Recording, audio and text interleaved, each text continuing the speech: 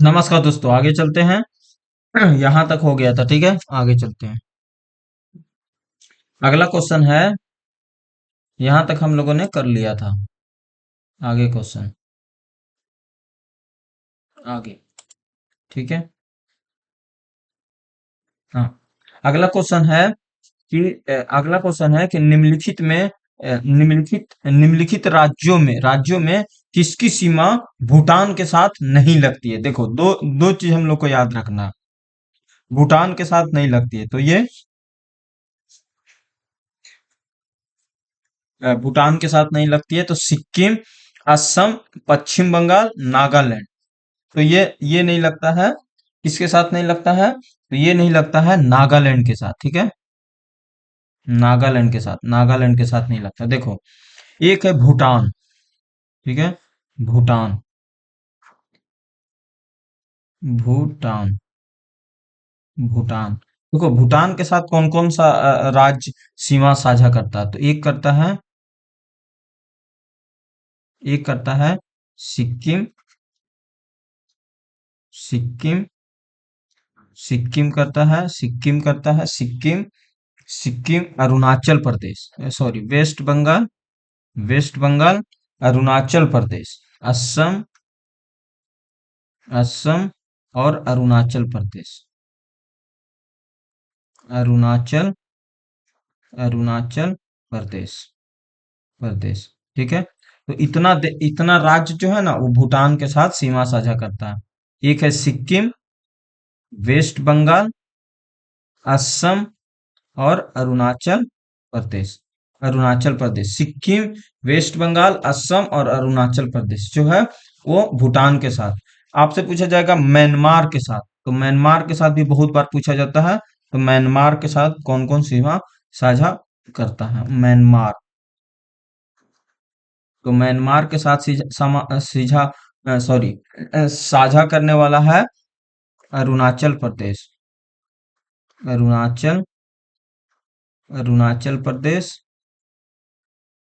अरुणाचल प्रदेश, मिजोरम, मिजोरम, मिजोरम, नागालैंड, नागालैंड, नागालैंड, अरुणाचल प्रदेश, मिजोरम, नागालैंड और मणिपुर, मणिपुर, मणिपुर। ये देख रहे हो ना? तो ये जो है ना, ये म्यांमार के साथ सीमा साझा करता है। अरुणाचल प्रदेश, मिजोरम, नागालैंड और मणिपुर, मणिपुर। तो ये जो है, ये देखो, भूटान के साथ सिक्किम, वेस्ट बंगाल, असम और अरुणाचल प्रदेश। म्यांमार के साथ अरुणाचल प्रदेश, मिजोरम, नागालैंड और मणिपुर। ये भी पूछा जाता है कि भूटान और म्यांमार के बीच में कौन सा ऐसा राज्य है जो दोनों को सीमा साझा करता है? तो ये है अरुणाचल प्रदेश। देख रहे हो ना? अरुणाचल प्रदेश यहाँ पे भी है, अरुणाचल प्रदेश यहाँ पे भी है। तो ये भी पूछा जाता है, ठीक है। तो ये ध्यान रखना है, ठीक है। ये ध्यान रखना है हम लोग को, क्या? ये ध्यान रखना है, ठीक है। ये ध्यान रखना है, ठीक है। तो यहां तक क्लियर। आगे चलते हैं। इसको मैं हटा देता हूँ, इसको हटा देता हूँ। ये कैसे हटेगा? नहीं हटेगा ये, ठीक है। यहाँ तक क्लियर, यहाँ तक क्लियर। भूटान के साथ कौन सी साझा करता है? तो ये करता है सिक्किम, सिक्किम, सिक्किम, अरुणाचल प्रदेश, सिक्किम, वेस्ट बंगाल, असम और अरुणाचल प्रदेश। और म्यांमार के साथ अरुणाचल प्रदेश, मिजोरम, नागालैंड और मणिपुर, मिजोरम, नागालैंड और मणिपुर, मिजोरम, नागालैंड और मणिपुर, ठीक है। तो ये आपको ध्यान रखना है, ठीक है। यहाँ तक क्लियर। तो इसका आंसर क्या हो जाएगा? नागालैंड। भारत की तीसरी सर्वोच्च चोटी कौन सा है? तो देखो, भारत की अगर मैं चोटी की बात करूं, भारत की चोटी का, तो तीसरी सर्वोच्च चोटी कौन सा होगा? तो ये होगा नंदा देवी। कौन होगा? नंदा देवी, नंदा देवी, नंदा देवी, ठीक है। नंदा देवी, नंदा देवी, नंदा देवी, ठीक है। नंदा देवी। देखो, भूटान के साथ कौन कौन सी सामा करता है, ये तो मैंने बता दिया अच्छे से, ठीक है। आगे चलते हैं। इसका आंसर क्या हो जाएगा? नंदा देवी। इसका आंसर हो जाएगा नंदा देवी। नंदा देवी जो है वो भारत के तीसरी सबसे चोटी है, मतलब चोटी इसको बोला जाता है, ठीक है। आगे चलते हैं। यहाँ तक क्लियर। देखो आगे है।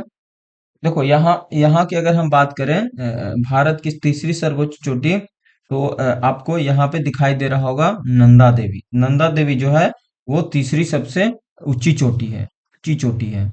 तो पहला कौन है? पहला है माउंट एवरेस्ट। नहीं नहीं, माउंट एवरेस्ट नहीं, केटू। केटू भारत में अगर पूछा जाएगा तब की मैं बात कर रहा हूँ, ठीक है। ठीक है, यहाँ तक क्लियर। नंदा देवी। आगे चलते हैं, ठीक है।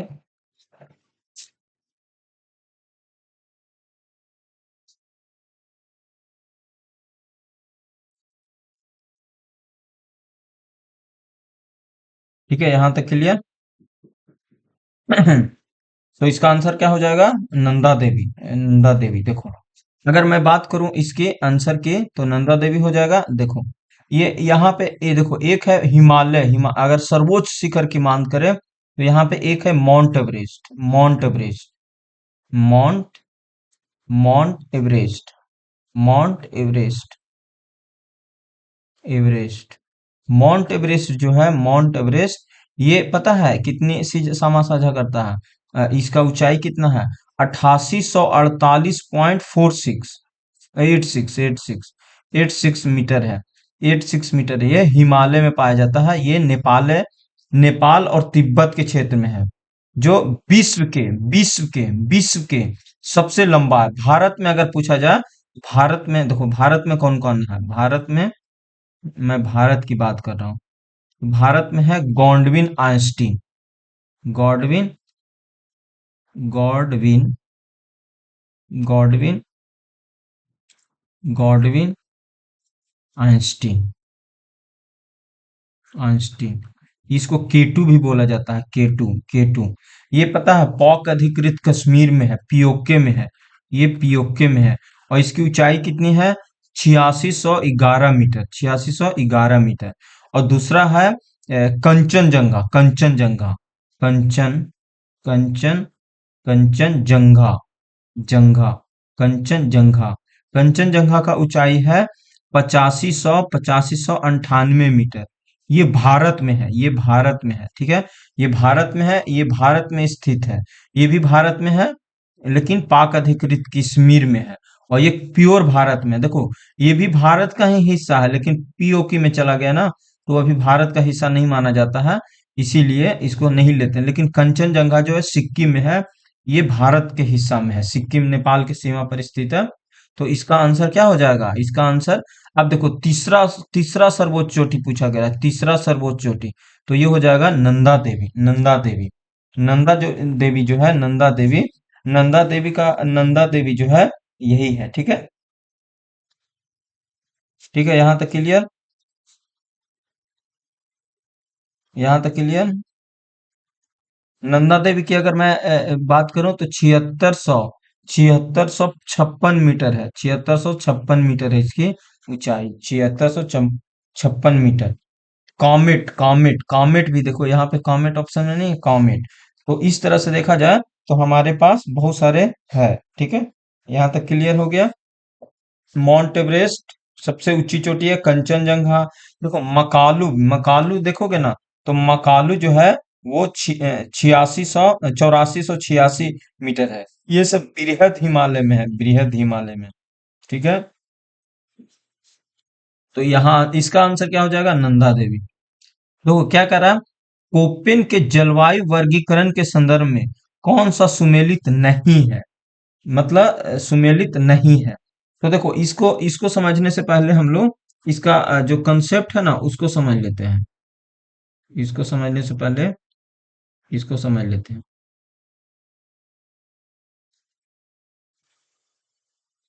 इसका आंसर क्या हो जाएगा? इसका आंसर हो जाएगा प्रायद्वीपीय पठार, प्रायद्वीपीय पठार। इसमें सुमेलित नहीं है, ए सुमेलित नहीं है। पश्चिमी घाट है, पश्चिमी घाट, ए MW है। गंगा का मैदान CWG है।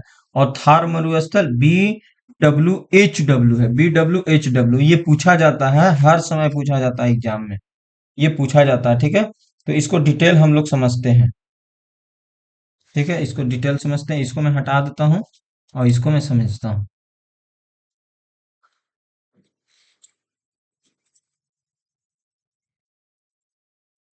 ये सब नहीं हटेगा क्योंकि वो दूसरा स्लाइड का था ना, शायद है हट जा, नहीं हटेगा। वो पहले वाला स्लाइड का, पहले वाला स्लाइड नहीं हटेगा। तो यहाँ तक क्लियर हो गया है, इसका कंसेप्ट समझते हैं, देखना।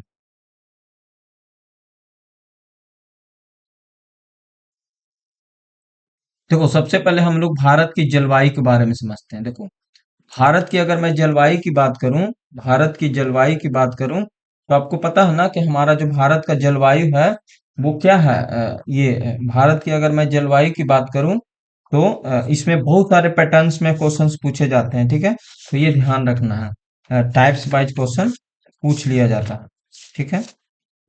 चलते हैं, देखो, भारत की अगर जलवायु की मैं बात करूं तो इसमें बहुत सारे रीजन्स है, रीजन्स जैसे जेम स्ट्रीम वाले संकल्प है, बहुत सारे रीजन्स हैं और इस रीजन्स के बारे में हम लोगों को पढ़ना होता है। तो समझते हैं, देखो। इसको याद करना है, इसको बहुत जरूरी है याद करना, बुक भी आई है, यहीं से पूछा जाता है क्वेश्चन। देखो, सबसे पहला है, ये है, देखो ये वाले ए ए ए एम डब्ल्यू वाले जो है ना, ये होती है, इसको बोला जाता है लघु शुष्क ऋतु। लघु लघु लघु शुष्क शुष्क लघु शुष्क वाला मानसून, वाला मानसून, मानसून, मानसून, ठीक है, मानसून। लघु लघु शुष्क ऋतु वाला मानसून, लघु शुष्क कौन सा, ए एम डब्ल्यू ये स्मॉल में है सर, ए बड़ा में, बड़ा स्मॉल छोटा और फिर डब्ल्यू ये वाला, ठीक है। तो ये है लघु शुष्क वाला मानसून। ये गोवा के दक्षिण में, भारत का पश्चिमी तट पे होता है, गोवा के, ये कहाँ पे होता है, गोवा के दक्षिण, गोवा के दक्षिण, दक्षिण दक्षिण दक्षिण में, दक्षिण में भारत, भारत के, भारत का पश्चिमी तट, भारत का पश्चिमी, पश्चिमी, पश्चिमी तट, पश्चिमी तट, ठीक है। ए ए एम डब्ल्यू ये है लघु शुष्क वाला मानसून, गोवा के दक्षिण में, भारत का पश्चिमी तट पे। ये एक होती है ए एस, इस तरह से ए एस, ए एस जो होती है ना, ये होती है शुष्क, शुष्क, शुष्क, शुष्क, शुष्क, शुष्क ग्रीष्म वाला, ग्रीष्म, ग्रीष्म, सूक्ष्म ग्रीष्म ऋतु, सूक्ष्म, सूक्ष्म ग्रीष्म ऋतु, सूक्ष्म ग्रीष्म ऋतु वाला, वाला मानसून। ये तमिलनाडु के तमिलनाडु, तमिल तमिलनाडु तमिलनाडु के कोरोमंडल तट पर, कोरोमंडल मंडल तट पर, ठीक है, तट पर। ये कौन, ए S, A S, A S, शुष्क शुष्क शुष्क शुष्क शुष्क ग्रीष्म ऋतु, तमिलनाडु के कोरोमंडल तट पे। फिर है ए डब्ल्यू जो है, ये है उष्ण कटिबंधीय, उस उष्ण उष्ण कटि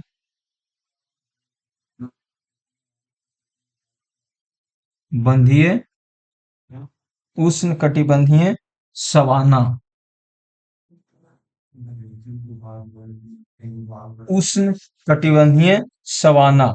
ये कर्क वृत्त के दक्षिणी के प्रायद्वीपीय पठार का भाग है। ये कहाँ का है, प्रायद्वीपीय पठार का, ये है प्रायद्वीपीय प्रायद्वीपीय, प्रायद्वीपीय, प्रायद्वीपीय पठार का, पठार का, ठीक है। प्रायद्वीपीय पठार का ये पार्ट है, ठीक है। फिर है, फिर है ये है बी डब्ल्यू एच डब्ल्यू, ये है B W H W Rajasthan का। ये देखो थार मरुस्थल, बिल्कुल थार, थार मरुस्थल का, ठीक है, थार का है। फिर है B S, B S, B S, B S H W, B S H W जो है, ये है उत्तरी पश्चिमी गुजरात, पश्चिमी राजस्थान और पंजाब के कुछ भाग। फिर है C W C, C W C, ये है गंगा के मैदान, गंगा के मैदान। फिर एफ सी लघु शुष्क ठंडे आर्द्र वायु वाला। फिर है ई ध्रुवीय प्रकार का, ठीक है। तो ये सब है। देखो इसका और इधर से इधर जगह नहीं मिल पा रहा ना, मैं इधर और आराम से इसको मैं लिखता हूँ, रुको इसको मैं सारे अच्छे से मैं समझाता हूँ, क्योंकि यहाँ से क्वेश्चन पूछी जाती है।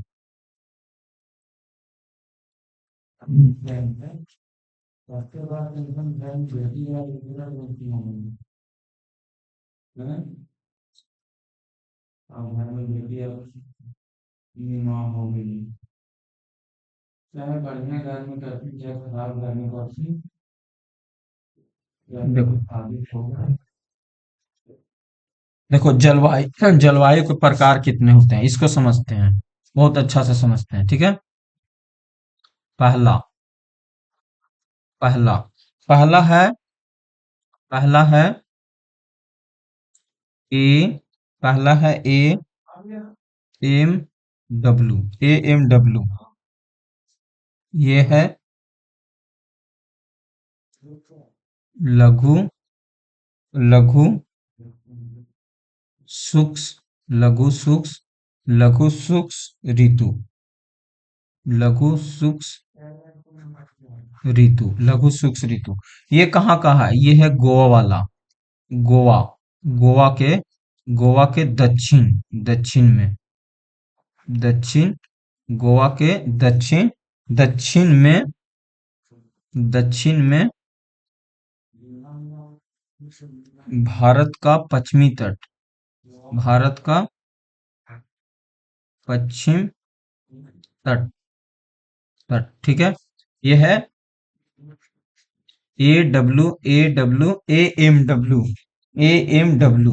दूसरा है, दूसरा है A S, A S, A S जो है, ए एस वाला है, ये है सूक्ष्म, सूक्ष्म, सूक्ष्म, सूक्ष्म, सूक्ष्म ग्रीष्म, सूक्ष्म ग्रीष्म, ग्रीष्म ऋतु वाला, सूक्ष्म ग्रीष्म ऋतु, ऋतु, ऋतु मानसून, मानसून, शुष्क ग्रीष्म ऋतु मानसून, एएस, एएस। ये पता है तमिलनाडु के कोरोमंडल तट का है, तमिलनाडु के, तमिल, तमिल नाडु के कोरोमंडल,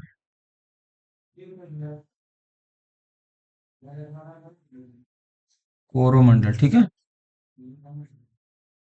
तीसरा है ए डब्ल्यू,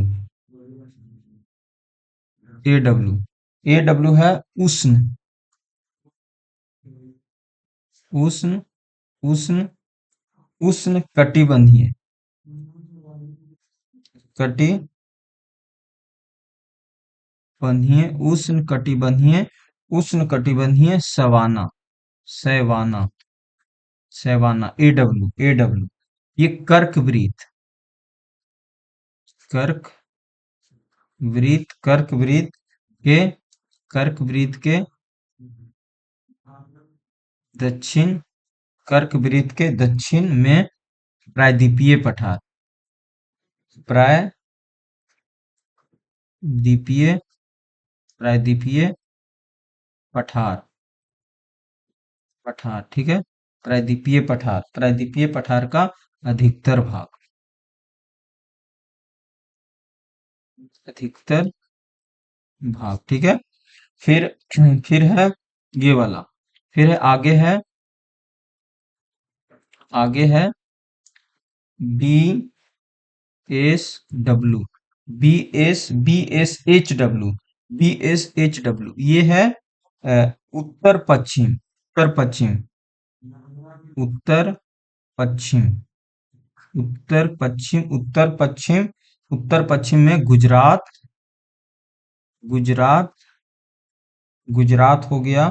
फिर पश्चिमी राजस्थान मतलब west Rajasthan, west Rajasthan, west Rajasthan. फिर पंजाब के कुछ भाग, पंजाब, पंजाब के कुछ भाग। फिर है बी, BWHW, BWHW, ये गर्म मरुस्थल में है, गर्म मरुस्थल में है, ठीक है, गर्म मरुस्थल में। फिर है, ये है, फिर है CWG, ये है शुक, शुक, शुक, शुक, शीत, शीत वाला, शीत ऋतु वाला, शीत ऋतु वाला। जैसे गंगा का मैदान, ये है ना गंगा का मैदान, गंगा के मैदान, गंगा के मैदान, गंगा के मैदान वाला, ठीक है। गंगा का मैदान। और एक है, यहाँ पे मैं लिखता हूँ गंगा का मैदान। एक है DFC, DFC है लघु ग्रीष्म वाला, जो अरुणाचल प्रदेश में है, अरु अरुणाचल, अरुणाचल प्रदेश का है, अरुणाचल प्रदेश का, ठीक है। तो देखो ये है ना टाइप्स ऑफ ऋतु का है। ए एम डब्ल्यू लघु शुष्क ऋतु, जो गोवा के दक्षिण में भारत का पश्चिमी तट पे है। फिर है एएस शुष्क ग्रीष्म ऋतु, तमिलनाडु वाला कोरोमंडल तट, एएस। फिर है एडब्ल्यू उष्ण कटिबंधीय सवाना, कर्कवृत्त के दक्षिण में प्रायद्वीपीय, प्रायद्वीपीय पठार वाला है, एडब्ल्यू। फिर है BSHW, ये पश्चिमी गुजरात, राजस्थान और कुछ पंजाब एरिया के हैं। BWHW, ये गर्म मरुस्थल वाले हैं। और फिर CWG है शुष्क ऋतु, गंगा के मैदान वाला। तो देख लो यहाँ पे पश्चिमी घाट, पश्चिमी घाट मतलब कोरोमंडल वाला, कोरोमंडल, सॉरी पश्चिमी घाट वाला है, तो पश्चिमी घाट वाला भी यही है, तो इसका क्या हो जाएगा, AMW, सही है, सही है, सही है, AMW सही है, AMW। गंगा के मैदान CWG, ये भी सही है। थार मरुस्थल, ये भी सही है, BWHW। प्रायद्वीपीय पठार का पता है, प्रायद्वीपीय पठार का AW है, ना कि AS, AW है, ये आपको ध्यान रखना, AW है। तो इसका आंसर गलत है। यहाँ तक क्लियर? तो ये इसका आंसर हो जाएगा। यहाँ तक क्लियर है? ये इसका आंसर हो जाएगा, ठीक है। आगे चलते हैं, तो इसका आंसर क्या हो जाएगा, सी, इसका आंसर सी हो जाएगा। अगला है, अगला है कि मृदा में मौजूद कौन सा सूक्ष्म पोषक तत्व दलहन दलहन में नाइट्रोजन स्थिरीकरण के लिए सहायक होता है। तो ये होती है, सबको पता है, ये क्या होती है, ये होती है मोलिडियम, मोलिडेनम। देखो मृदा में जो मौजूद पोषक तत्व जो होती है ना, वो मोलिडम दलहन में नाइट्रोजन के स्थिरीकरण में बहुत सहायक होता है। किसमें? नाइट्रोजन स्थिरीकरण में, नाइट्रोजन के स्थिरीकरण में इसकी बहुत जरूरत होती है, ठीक है। और भी है, देखो और भी है, जैसे फास्फोरस, फास्फोरस क्या करता है, फास्फोरस क्या करता है, जड़ों का विकास करता है, ये जड़ों का विकास, जड़ों का विकास करता है, जड़ों का विकास करता है, जड़ों का विकास करता है, ऊर्जा संग्रहण करता है, शीघ्र फल पकाने में है।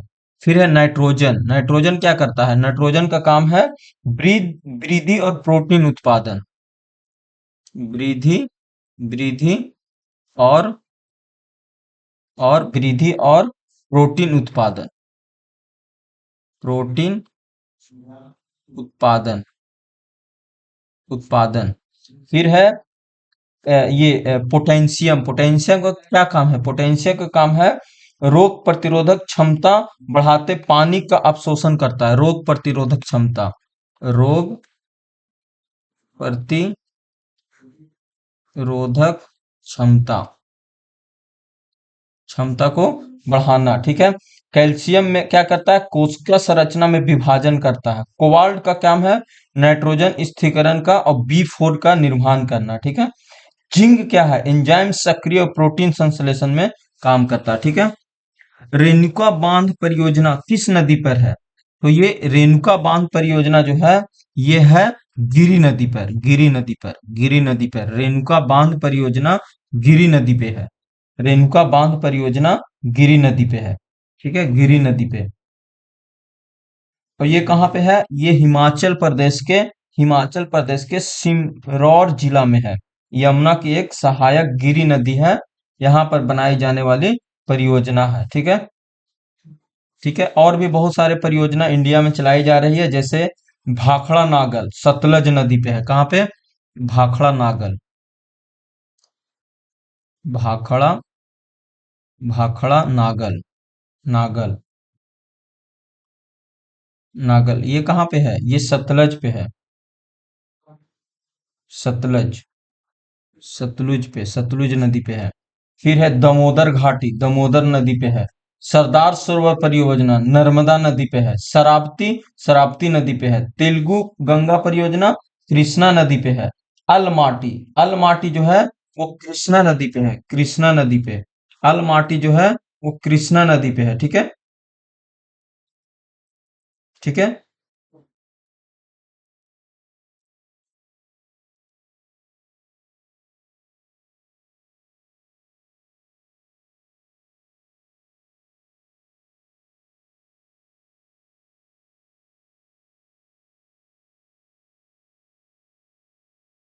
ठीक है,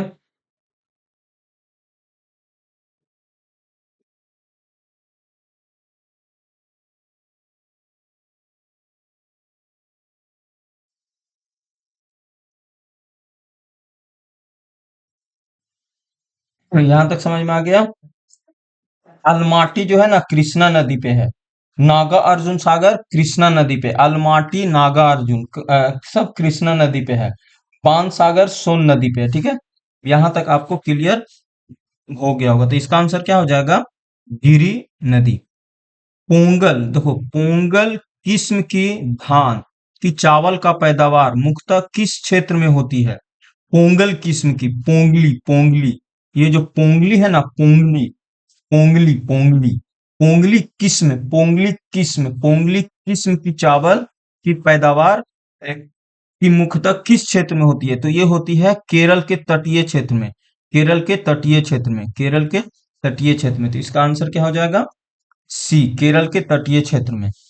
पोंगल किस्म की जो चावल का पैदावार होती है वो केरल के तटीय क्षेत्र में होता है। चावल की जो पोंगली किस्म की चावल है ना, ये होती है, ठीक है। चावल की और भी बहुत सारी किस्में जो कभी कभी पूछ दिया जाता है, जैसे जमुना, जमुना है। फिर हो गया करुणा, करुणा, करुणा, करुणा। फिर हो गया जया, जया, जया। फिर है पद्मा, पद्मा, पद्मा। काची, काची, काची, ये सब चावल का किस्म है, चावल का किस्म है, ठीक है, चावल की किस्म है। फिर है कृष्णा, कावेरी, हंसा, हंसा, हंसा, हंसा। फिर है पूसा, पूसा, पूसा, पूसा सुगंध, पूचा सुगंध, सुगंध, सुगंध। फिर है माही, सुगना। ये सब क्या है? चावल का एक किस्म है। जमुना है, करुणा है, जया है, पद्मा है, कांची है, हंसा है, पूसा, सुगंध, ठीक है। आगे है, भारत के निम्नलिखित में किस राज्य में मैग्नेटाइट लौह अयस्क का सर्वाधिक भंडार है? किसका? मैग्नेटाइट का, मैग्नेटाइट के लौह अयस्क का सर्वाधिक भंडार है, सर्वाधिक भंडार है। तो ये है इसमें कर्नाटक में, कर्नाटक में है, कर्नाटक में मैग्नेटाइट का, मैग्नेटाइट लौह अयस्क का सर्वाधिक भंडार कर्नाटक में है, ठीक है, कर्नाटक में। मैग्नेटाइट का लगभग 90% भंडार कर्नाटक में है। कहाँ पे? 90% भाग कर्नाटक में है, कर्नाटक में है, ठीक है, कर्नाटक में है। फिर कर्नाटक, आंध्र प्रदेश, राजस्थान और तमिलनाडु में है। मैग्नेटाइट को काला यस्क भी कहा जाता है, मैग्नेटाइट को काला यस्क भी कहा जाता है, ठीक है, मैग्नेटाइट को काला यश कहते हैं। इसका फॉर्मूला होती है Fe3O4, Fe3O4, Fe3O4, ठीक है। हम्म। देखो, चार तरह का लॉस्ट पाया जाता है। एक होती है मैग्नेटाइट, हेमेटाइट, लिमोटाइट और siderite. Magnetite, hematite, limonite, siderite, क्या क्या? मैग्नेटाइट, मैग्नेटाइट, मैग्नेटाइट, टाइट जो काला होता है, काला, काला होता है। फिर है हेमेटाइट, हेमे हेमेटाइट, हेमेटाइट जो होती है लाल, लाल होती है। फिर होती है लिमोनाइट, लीमो लीमो लिमोनाइट, लिमोनाइट जो होती है वो होती है पीला, पीला। और एक होती है सीडेराइट, सीडेराइट, सीडेराइट जो होती है वो होती है भूरा, भूरा, ठीक है। तो मैग्नेटाइट, मैग्नेटाइट लाल होती है। हेमेटाइट लाल, सॉरी, मैग्नेटाइट जो होती है ना वो काला होती है, काला, काला होती है। और हेमेटाइट को लाल कहा जाता है, लिमोनाइट पीला होती है और सीडेराइट भूरा होती है। ये लौह एस्क का सब लौह एस्क का टाइप है, ठीक है। समझ रहे हो ना? तो भारत में निम्नलिखित में किस राज्य में मैग्नेटाइट लौह एस्क का सर्वाधिक भंडार है? तो कर्नाटक में। अगला है भाग्यम तेल क्षेत्र किस राज्य में अवस्थित है? तो भाग्यम तेल है राजस्थान में, राजस्थान में। भाग्यम तेल क्षेत्र राजस्थान के बाड़मेर जिला में है, बाड़मेर, बाड़मेर जिला में, बाड़मेर जिला में अवस्थित है। ये है उप तटीय क्षेत्र को छोड़कर राजस्थान का सबसे बड़ा कच्चा तेल उत्पादक राज्य है, ठीक है। ठीक है, मंगला, भाय, एफसरिया संयुक्त रूप से यह भंडारण है, ठीक है। अगला क्वेश्चन है नाता प्रथा किस जाति में प्रचलित है? नाता, नाता प्रथा किस जाति में प्रचलित है? तो ये प्रचलित है मीना में, मीना, नाता प्रथा मीना में, मीना में। यह है मीना, नाता और प्रथा मीना जनजाति के प्रचलित है, क्योंकि ये राजस्थान में आदिवासी जनसंख्या के दृष्टि से मीना जाति का प्रथम स्थान होता है। देखोगे ना तो बहुत ज्यादा लोग हैं। मीना जनजाति परिवार सात्मक होते हैं, मतलब टोंडा जो जनजाति है ना वो नीलगिरी पहाड़ियों पे निवास करने वाली पशुपालक जनजाति है, ठीक है। बहुपति विवाह पर प्रथा रखती है। गोंड जनजाति, ये सब, ठीक है। तो मीना मीना प्रथा किस जनजाति में प्रचलित है? तो नाता, नाता प्रथा। आगे अगला है भूमध्य रेखा, अगला है भूमध्य रेखा, भूमध्य रेखा, भूमध्य रेखा, भूमध्य रेखा, कर्क रेखा और मकर रेखा तीनों किस एक महाद्वीप से होकर गुजरती है? तो ये गुजरती है इस अफ्रीका महाद्वीप से, अफ्रीका महाद्वीप से। उपयुक्त तीनों जो रेखाएं हैं ना, तीनों रेखाएं जो हमारे पृथ्वी पे रेखाएं हैं, जैसे ये हो गया भूमध्य रेखा, इसके ऊपर कर्क रेखा और इसके नीचे ये मकर रेखा। ये तीनों रेखाएं अफ्रीका महाद्वीप से गुजरती है। ये उपयुक्त तीनों रेखाएं अफ्रीका महाद्वीप से होकर गुजरती है, ठीक है। उत्तरी अक्षांश को कर्क रेखा जो अफ्रीका के मिस्र से, कर्क रेखा जो है ना, देखो ये वाला कर्क रेखा है, ये कहाँ कहाँ से गुजरता है? भारत में कहाँ से गुजरता है? देखो भारत में कर्क रेखा कहाँ से गुजरता है? भारत में, अगर मैं भारत की बात करूं, कर्क रेखा भारत में, कर्क रेखा अगर मैं भारत की बात करूं, भारत की, तो 8 राज्य से गुजरता है। कौन कौन से? एक तो गुजरात, मैं शॉर्ट में लिख रहा हूँ, गुजरात, राजस्थान, गुजरात, राजस्थान, गुजरात, राजस्थान, मध्य प्रदेश, छत्तीसगढ़, झारखंड, वेस्ट बंगाल, फिर त्रिपुरा और मिजोरम। 8 हुआ ना? तो ये भारत में। लेकिन अगर मैं ऑल वर्ल्ड की मैं बात करूं तो कर्क रेखा जो अफ्रीका से गुजरती है, इसमें मिस्र, मिस्र, मिस्र हो गया, लिबिया, लिबिया, लिबिया, लिबिया हो गया, मिस्र हो गया, लिबिया हो गया, अल्जीरिया, अल्जीरिया, अल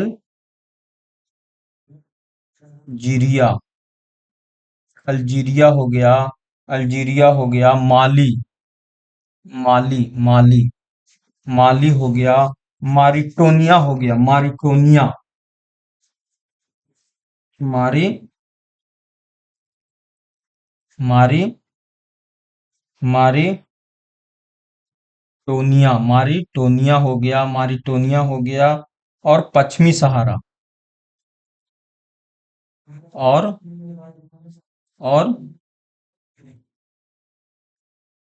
पश्चिमी सहारा,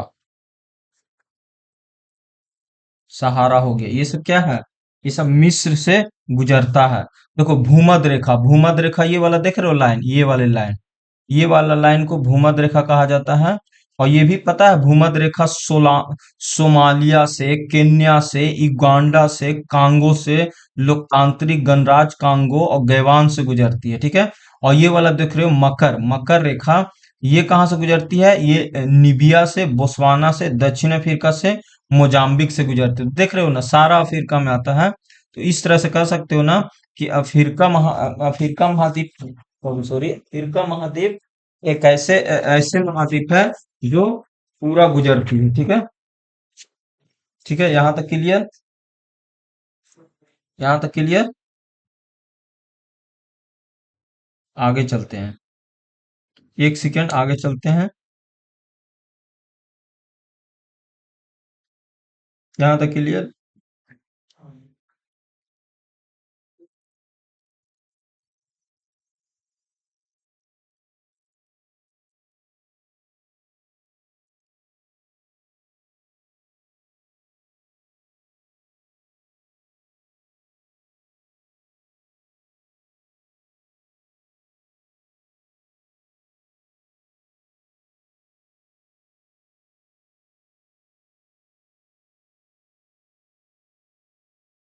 ठीक है, रुक जाओ, एक सेकेंड, एक सेकेंड जी, कॉल आ रहा है तो मैं होल्ड पे कर दिया हूँ।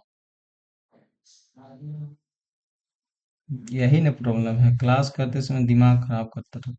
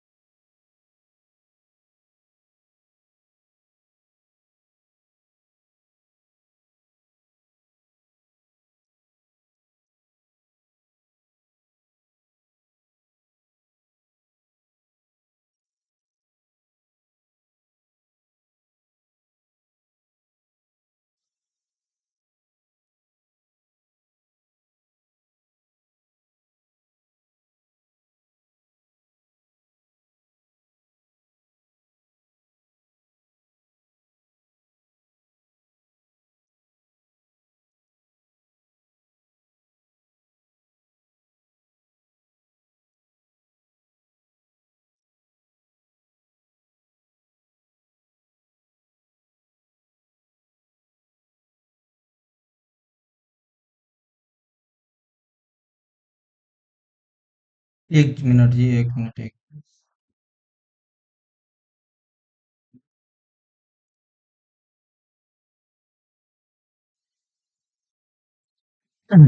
आगे चलते हैं।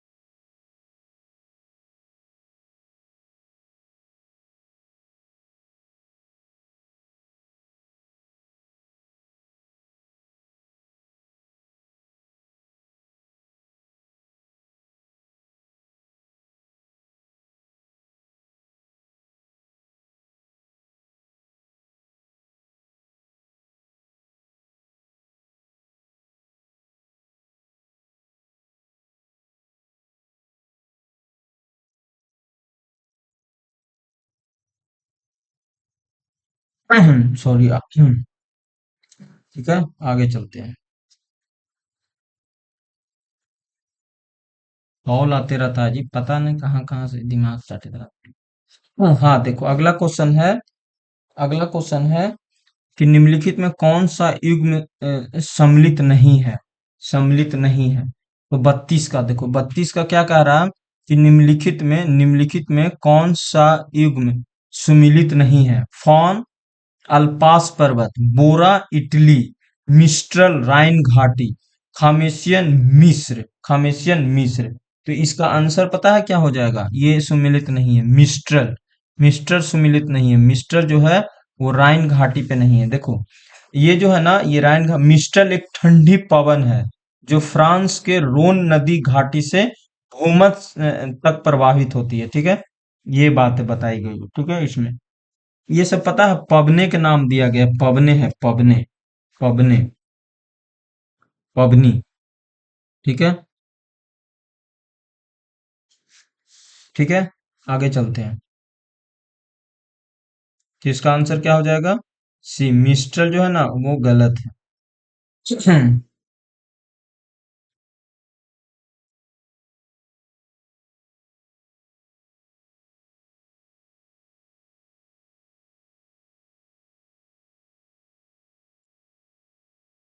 अगला क्वेश्चन है, निम्नलिखित में कौन सा युग्म सुमेलित नहीं है? तो ये तो हो गया राइन घाटी।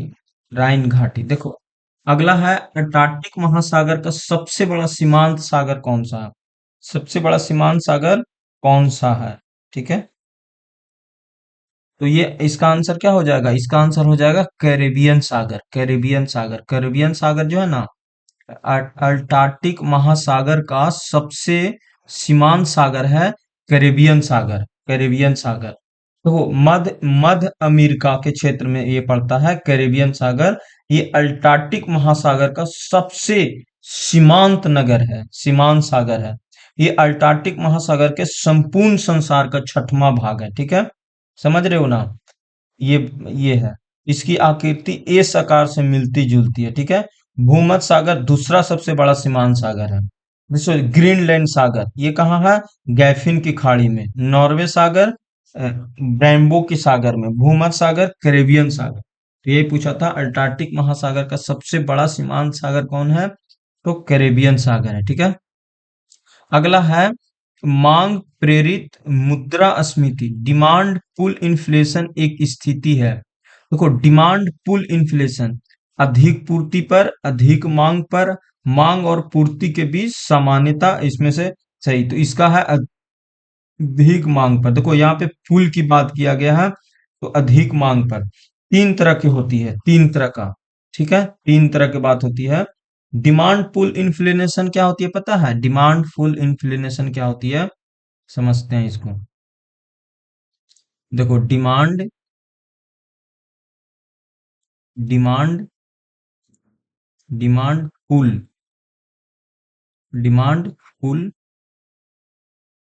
Demand pull inflation. रुको, इसको मैं छोटा करता हूँ।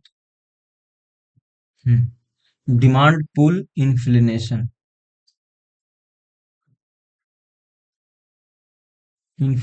डिमांड पुल इन्फ्लेशन का मतलब होता है कि जब अर्थव्यवस्था में साधन लागत एक समान रहती है, किंतु वस्तु और सेवाओं की आपूर्ति अपेक्षा की मांग अधिक हो जाती है, तो इसे कहा जाता है मांग प्रेरित मुद्रास्फीति। मुद्रास्फीति कहा जाता है। मांग प्रेरित मुद्रास्फीति कहते हैं। मांग प्रेरित मुद्रास्फीति इसमें लोगों की आय बढ़ने, सरकारी व्यय में तीव्र के कारण होती है। ऋण देने से, जनसंख्या वृद्धि से, नगरीकरण आदि के कारणों में होती है। ठीक है, तो ये इसका अधिक पूर्ति से नहीं, मांग और पूर्ति के संबंध में नहीं, अधिक मांग से। ठीक है, अधिक मांग से। Types of types of inflation में देखो, तीन तरह का इन्फ्लेशन होता है। टाइप्स ऑफ इन्फ्लेशन, समझ रहे हो?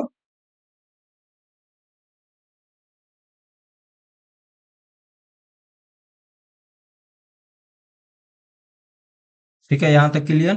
तो ये है डिमांड इन्फ्लेशन, इसमें अधिक मांग की बात होती है। ठीक है, ठीक है। आगे देखो, मैं आपको पूरा समझाता हूँ types of inflation.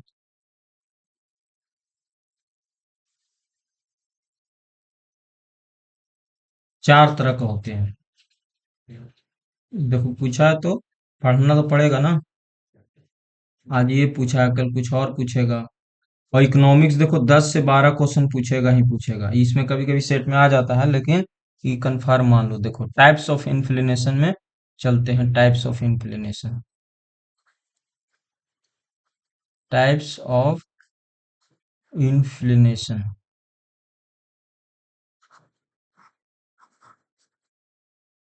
Inflation types of inflation में पहला होती है डिमांड पुल। डिमांड, पहला होती है demand, demand pull, pull, demand pull inflation, demand pull, demand pull inflation. देखो इसमें क्या होती है, जब किसी अर्थव्यवस्था में मांग ज्यादा और उत्पादन कम होता है।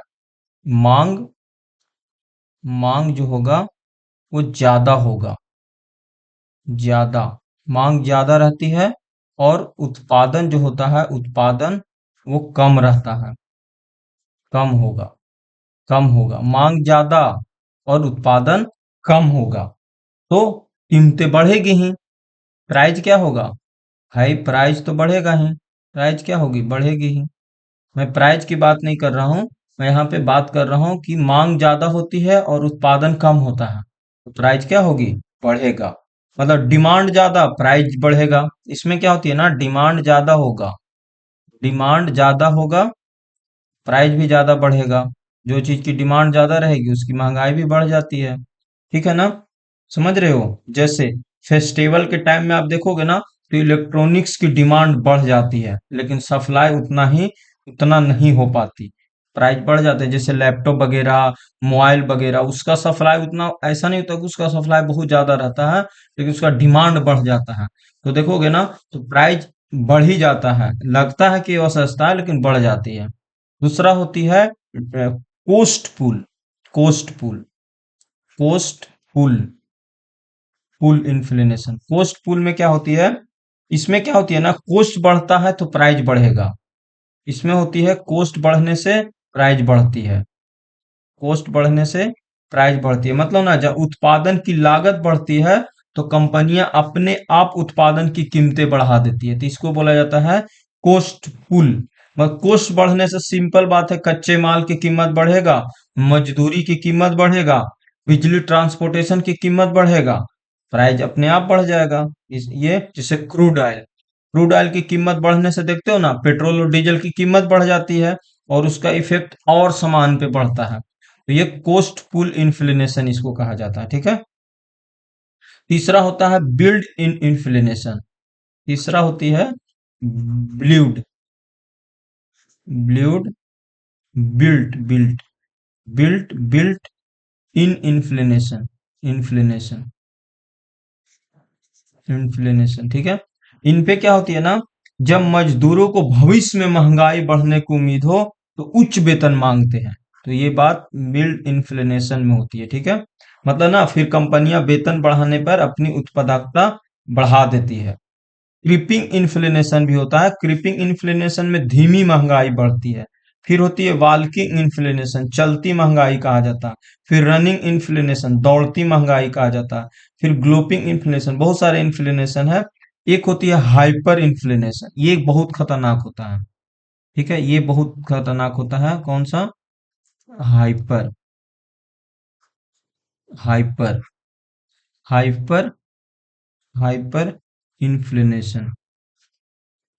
इन्फ्लेशन में क्या होती है, हाइपर इन्फ्लेशन में क्या होती है कि रेट जो होती है ना, वो 50% पर मंथ से अधिक हो जाता है। मतलब महंगाई बेकाबू हो जाती है और कीमतें हर दुगनी तिगनी बढ़ती है। समझ रहे हो ना। महंगाई जो होती है, महंगाई, महंगाई, महंगाई जो होती है वो बेकाबू हो जाती है, बेकाबू, बेकाबू हो जाती है। और इसका कीमत ऐसा नहीं कि घटने के कगार पे है, बढ़ते ही जाता है, 2 से 3 दिन, 4 दिन, इस तरह से होती है।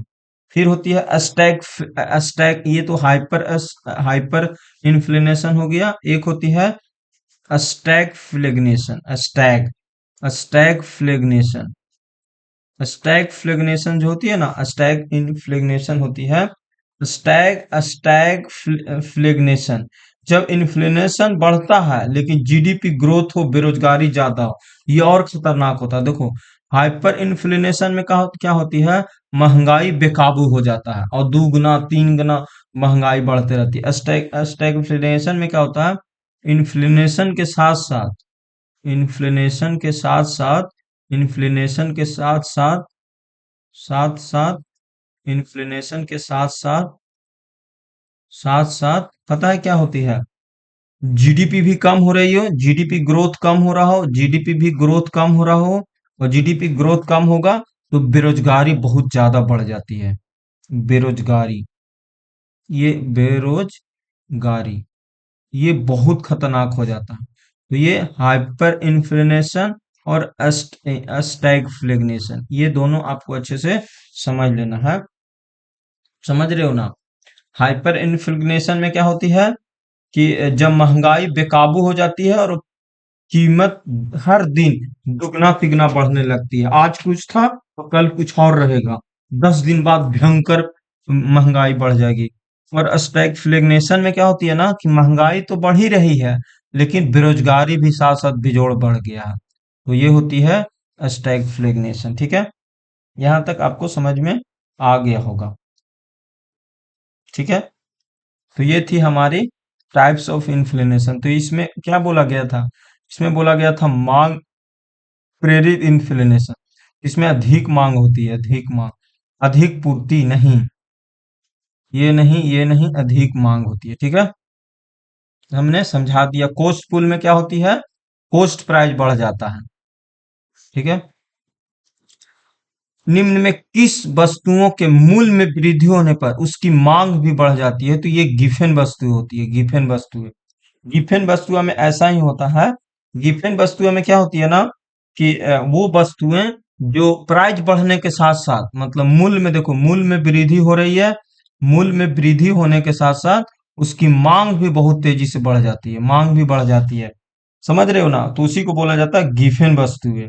जैसे जैसे मान लो गिफन वस्तुएं जो होती है ना, वो गरीब लोग ज्यादा यूज करते हैं, गरीब लोग को ज्यादा ये यूज किया जाता है। ठीक है, गरीब लोग इसको ज्यादा यूज करते हैं, गरीब लोग, तो इसके लिए किया जाता है। ठीक है, समझ में आ गया? तो गिफन वस्तु वही होती है कि मूल्य में वृद्धि के साथ इसकी प्राइस भी बढ़ जाती है।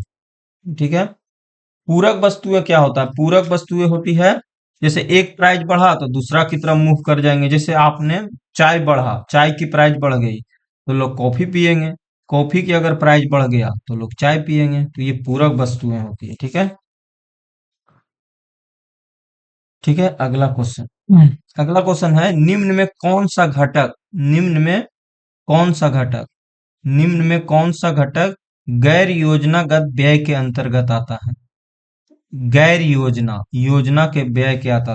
तो रक्षा व्यय, ब्याज अदायगी, वेतन और पेंशन, इनमें से सभी, इनमें से सभी, इनमें से जो है ना सभी होती है। ठीक है, सभी, सभी, रक्षा व्यय भी, रक्षा व्यय भी, ये सब गैर योजना नॉन प्लेनेट एक्सपेंडिचर होता है, इसको नॉन प्लेनेट एक्सपेंडिचर कहा जाता है। ठीक है, क्योंकि इसमें क्या होती है ना, सरकार का ये अपना खर्च होता है। जैसे रक्षा में उन्होंने कितना खर्च कर रहे हो, वो ब्याज अदायगी होती है, फिर वेतन सरकार देती है, पेंशन देती है, तो ये गैर योजना व्यय के अंतर्गत आता है, इनमें से सभी होगा।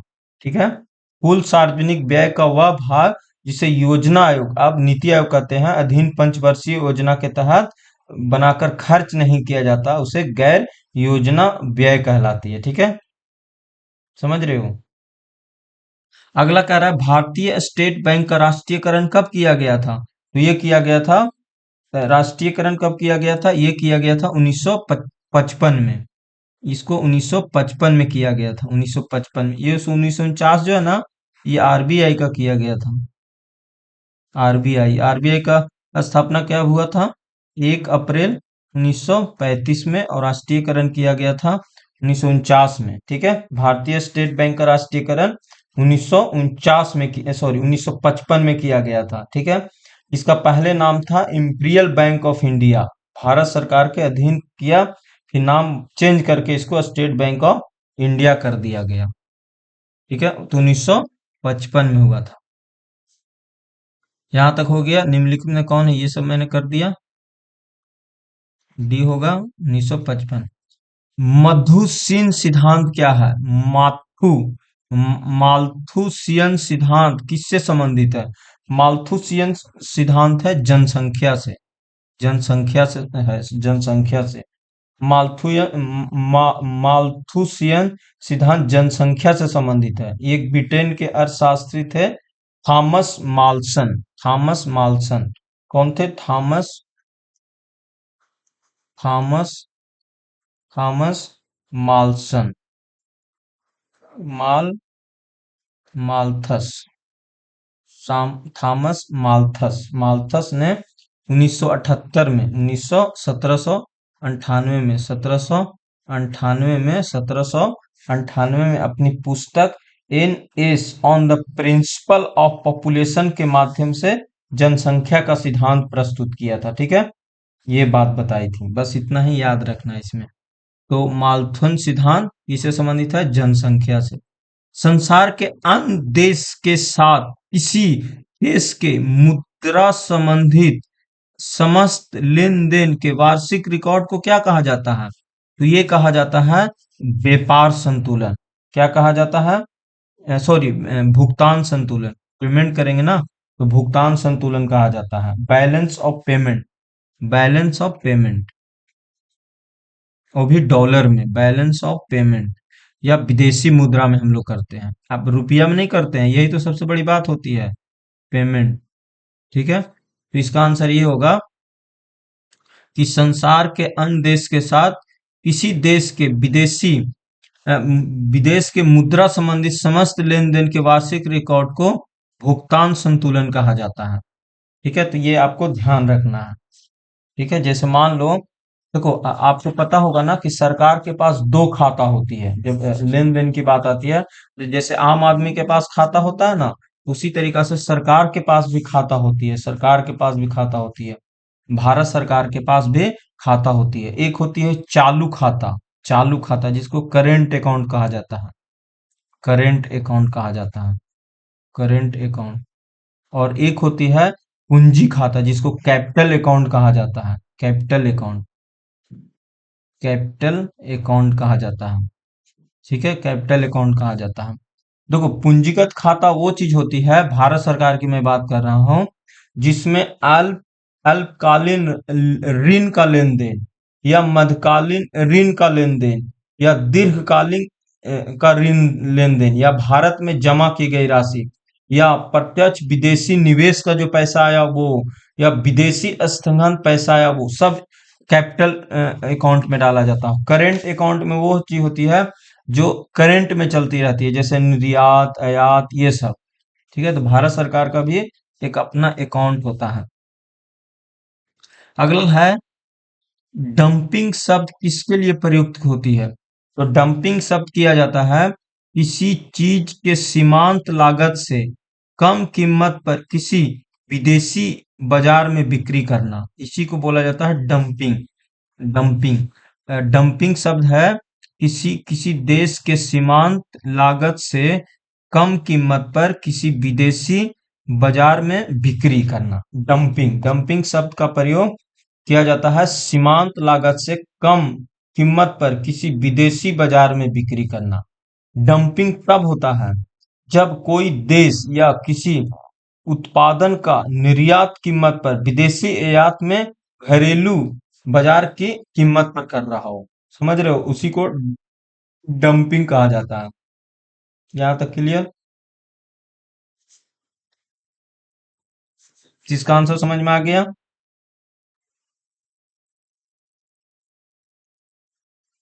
डंपिंग क्या होती है? डंपिंग होती है किसी चीज के सीमांत लागत से कम कीमत पर किसी विदेशी बाजार में बिक्री करना। देखो समझ में आया, डंपिंग। देखो आसान भाषा में समझो कि जब कोई देश या कंपनी विदेशी बाजार में किसी उत्पाद को बहुत कम कीमत पर बेचती है जो घरेलू अपने देश की कीमत से भी कम हो, उसी को डंपिंग कहा जाता है। समझ रहे हो ना? डंपिंग शब्द का मतलब यही होता है, कोई कोई देश या कंपनी, कोई देश या कंपनी कंपनी कंपनी क्या करती है, कोई देश या कंपनी विदेशी बाजार में विदेशी बाजार में विदेशी विदेशी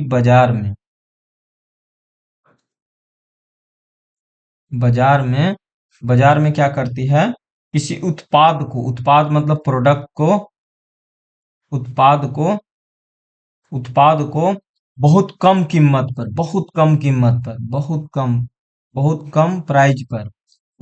प्राइस पर बेचती है, जो घरेलू मतलब अपने देश से भी कीमत में कम हो, तो उसी को डंपिंग कहा जाता है, डंपिंग। जैसे मान लो कि इंडिया में मान लो 100 रुपया का कोई सामान था, 100 रुपया का सामान था, लेकिन हमने यूएसए में इसको मात्र 50 रुपया में बेच दिया, तो ये डंपिंग कहलाएगा। भारत का प्रोडक्ट इंडिया में उसको 100 रुपया में बेचा जाता है, लेकिन यूएसए में मात्र 50 में बेचा जा रहा है, तो ये डंपिंग कहा जाता है। डंपिंग क्यों होता है? विदेशी बाजार में ज्यादा माल बेचने के लिए ऐसा करते हैं, ताकि कंपटीशन खत्म हो, और अपना शेयर मार्केट बढ़ाने के लिए ऐसा करते हैं। ठीक है? डंपिंग का फायदा भी होती है, नुकसान भी, तो इतना डिटेल नहीं पढ़ना हम लोग को।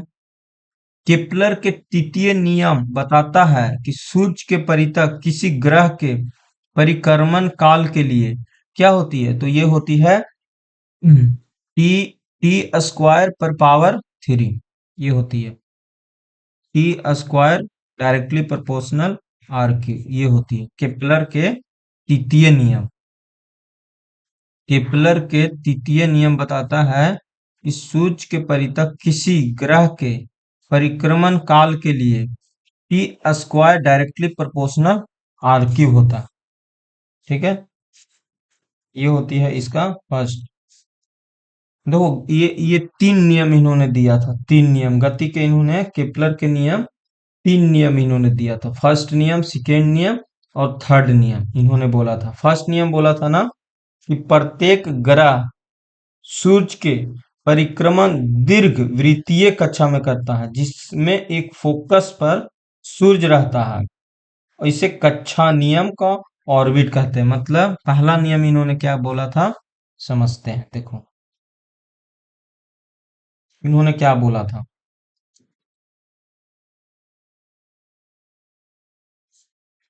समझ में आया?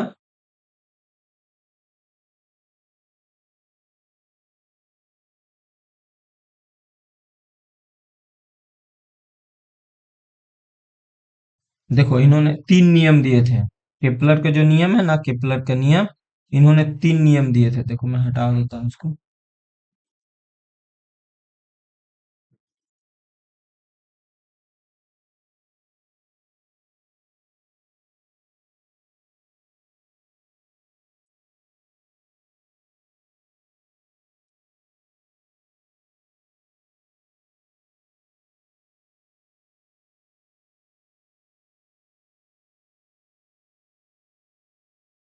देखो इन्होंने क्या क्या नियम दिए थे। पहला इन्होंने नियम दिया था, फर्स्ट ला इन्होंने कहा था ना कि सूर्य के जो चारों ओर होते हैं वो एक दीर्घ दीर्घकार होता है, इस तरह से, जैसे ये सूर्य है, ये सूर्य है, तो इस तरह से घूमता रहता है, सर्कुलर में नहीं, एक इलिप्स फॉर्म में होता है, इलिप्स फॉर्म में होता है। मतलब हर ग्रह हर ग्रह हर ग्रह हर ग्रह हर ग्रह हर मतलब हर प्लेनेट्स सूर्य के चारों ओर दीर्घवृत्ताकार में घूमता है। किसमें? दीर्घवृत्ताकार में।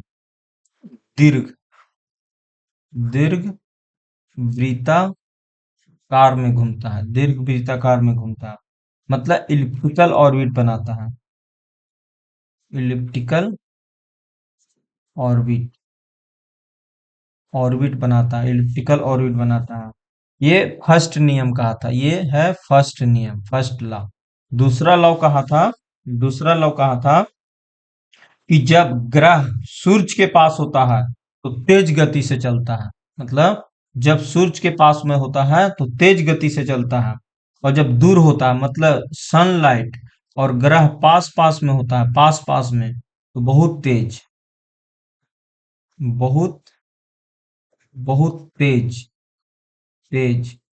और जब सनलाइट, ये सन है, ये सन और ये प्लेनेट है, जब सन और प्लेनेट दूर दूर हो जाता है, दूर दूर, तो बहुत कम होता है, कम स्पीड हो जाता है उसका। ये बोला था द्वितीय नियम, इन्होंने द्वितीय नियम ने कहा था, ठीक है। तीसरा नियम इन्होंने कहा था, तीसरा नियम कहा था कि जो ये होती है, ये टी स्क्वायर के डायरेक्टली प्रोपोर्शनल होता है आर क्यू, आर क्यू। मतलब जो परिक्रमण काल होती है, परिक्रमण काल, परिक्रमण काल, परिक्रमण, परिक्रमण काल जो होगा, काल जो होती है, वो डायरेक्टली प्रोपोर्शनल होता है उसके घन के क्यू के समानुपाती होता है, ठीक है। ये तीसरा नियम था, ये तीसरा नियम था। तो यही पूछा गया था कि केपलर के तृतीय नियम सूर्य के परितः किस ग्रह के काल के लिए होता है, तो टी स्क्वायर पे आर पर पावर क्यू। गुरुत्वाकर्षण के सार्वभौमिक नियम का प्रतिपादन किसने किया था, तो भाई ये न्यूटन साहब ने किया था। यही बोला था ना, क्या बोला था, ये बोला था कि एफ बराबर होती है जी m1 × m2/r², ठीक है। ये बोला था कि जब दो बॉडी आपस में रहती है तो यहाँ पे ग्रेविटेशन लगता है, या कोई सनलाइट आपस में, सॉरी, अर्थ पे आती है तो भी ग्रेविटेशन लगता है। तो ये किसने कहा था, तो ये न्यूटन साहब ने कहा था, न्यूटन ने ही कहा था, न्यूटन ने, ठीक है। जी का जो वैल्यू होती है ना, ये जो जी होती है, ये जी जो होती है, इसका यूनिट क्या होती है, newton metre square by KG square होती है, केजी स्क्वायर। और इसका वैल्यू होती है 6.67 इंटू 10⁻⁻11, यही न्यूटन, न्यूटन केजी पर मीटर स्क्वायर, ठीक है। एक होती है स्मॉल जी, इसका वैल्यू होता है 9.8 मीटर पर सेकेंड स्क्वायर होती है, ठीक है। ये होती है, यहाँ तक क्लियर। अगला क्वेश्चन है, प्रकाश का वेग सबसे अधिकतम कहाँ होगा, तो प्रकाश का वेग सबसे अधिकतम निर्वात में होती है, निर्वात में। क्योंकि जो निर्वात में, क्योंकि प्रकाश का जो वेग होती है ना, प्रकाश का जो वेग होता है, प्रकाश का जो वेग होता है, वो डिपेंड करता है कि उसका मीडियम कैसा है, मीडियम, मीडियम कैसा है। अगर हाई है तो लाइट का स्पीड कम जाएगा, अगर लो है तो क्या होगा, बढ़ जाएगा। तो सबसे ज्यादा निर्वात में होती है, और कितना होता है, 3 × 10⁸ मीटर पर सेकेंड, ये होती है, ठीक है। समझ में आ गया। और पता है ये नियम जो था ना, ये नियम कहाँ गया, ये नियम 1778 में दिया था, 1788 में, ये जो नियम दिए थे ना न्यूटन साहब ने, ये 1788 में दिए थे, 1788 में दिए थे, 1788 में। और भी पूछा जाता है कि सापेक्षता सिद्धांत, ये सापेक्षता सिद्धांत किसने दिया था, ये जो देख रहे हो ना, आइंस्टीन, आइंस्टीन ने पता है क्या दिया था, ये सापेक्षता का सिद्धांत दिया था, सापेक्षता का सिद्धांत, सापेक्षता का सिद्धांत, सिद्धांत ये दिया था, सापेक्षता का सिद्धांत दिया था, कब दिया था, 1905 में आइंस्टीन ने दिया था, ठीक है। न्यूटन के देखो, ये जो गैलीलियो देख रहे हो, गैलीलियो, ये गैलीलियो, ये गैलीलियो जो है ना, ये न्यूटन के प्रथम नियम को गैलीलियो का नियम भी कहते हैं, और यह जड़त्व का नियम भी कहा जाता है, जड़त्व का नियम भी कहा जाता है, ठीक है। अगला क्वेश्चन तो समझ में आ गया, इसका आंसर क्या हो जाएगा, सी। अगला क्वेश्चन है, जब दो समानांतर समतल दर्पणों के बीच रखी वस्तु रखी जाती है तो बनने वाले प्रतिबिंब अनंत होते हैं, कितने होते हैं, अनंत, अनंत होते हैं। मतलब जब दो परम समतल रखा हो जाएगा ना, तो इनफाइनाइट बनते हैं, ठीक है। क्यों, क्योंकि एंगल्स का जो वैल्यू होती है वो जीरो होता है, क्योंकि फॉर्मूला क्या बनता है, फॉर्मूला यही बनता है 360 डिग्री बाई थीटा, और थीटा जीरो है, तो 360 डिग्री बाई जीरो, तो इनफाइनाइटिन होगा। तो इसका आंसर क्या हो जाएगा, डी। दो चार छः नहीं, सीधे छः होती है। ठीक है, क्योंकि आपने देखा होगा जो एम्बुलेंस होती है लेटरल इनवर्स तो ही बनाता है। आप देखोगे ना तो एम्बुलेंस का जो प्रतिबिंब बनता है, आप देखोगे तो लिखा उल्टा रहता है, लेकिन जब आप देखोगे ना मिरर वगैरह में तो सही दिखता है। ठीक है, तो ये होती है। और भी होती है, जब अगर दर्पण के सामने भी सापेक्ष से गति कर रहे हो तो टू भी सापेक्ष में होता है। ये सब बातें बहुत है। अगला है परम शून्य ताप क्या होती है, वह ताप जिस पर सभी ध्रुव वाष्प जम जाते हैं। बिल्कुल यही है। इसका आंसर क्या हो जाएगा, वह तापमान होती है, वह तापमान, सॉरी सॉरी सॉरी, 45 के ना, वह शैक्षिक शून्य न्यूनतम संभव तापमान, उसी को परम शून्य तापमान कहा जाता है। परम शून्य तापमान न्यूनतम संभव तापमान होता है जो किसी वस्तु को माइनस डिग्री तक भी ले जा सकता है, जैसे 273.15 डिग्री सेंटीग्रेड माइनस में। ठीक है, ये होती है। आपने फॉर्मूला पढ़ा होगा ना, C/5 F-32/9 A-273/5। ये वाला रिलेशन आपको याद भी रखना, कभी कभी क्वेश्चन पूछ दिया जाता है। C/5। ठीक है, यहाँ तक क्लियर। और -40 डिग्री सेंटीग्रेड पे क्या होती है, बराबर होता है क्या क्या, सेंटीग्रेड और फारेनहाइट। फारेनहाइट और सेंटीग्रेड बराबर हो जाती है। ठीक है, शरीर का तापमान कितना होता है, लगभग 37 डिग्री सेंटीग्रेड, 37 डिग्री सेंटीग्रेड, या 98.6 फारेनहाइट, या 310 केल्विन। ये भी आपको ध्यान रखना है, ये बॉडी का टेम्परेचर की बात हो रहा है। ठीक है, समझ रहे हो। ठीक है, यहां तक क्लियर। अगला क्वेश्चन है कि परारस्व ध्वनियां वो होती है जिसकी, परारस्व पूछ रहा है, परारस्व, तो ये 20,000 हर्ट्ज से अधिक होती है। 20,000 हर्ट्ज से अधिक होती है, 20,000 हर्ट्ज से अधिक होती है। देखो तीन तरह का होता है, आपको पता होगा ना, तीन तरह का होती है, तीन तरह का। एक तो होती है दृश्य, एक होती है दृश्य, श्रव श्रव श्रव, जो एडेबल होती है, एडेबल, एडेबल, एडेबल होती है, एडेबल, एडेबल वेव होती है। ये क्या होती है, इसका होती है 20 हर्ट्ज से 20,000 हर्ट्ज तक। ये होती है जो हम लोग इसको सुन सकते हैं, इसको सुना जाता है, इसको सुना जाता है, मनुष्य सुनता है।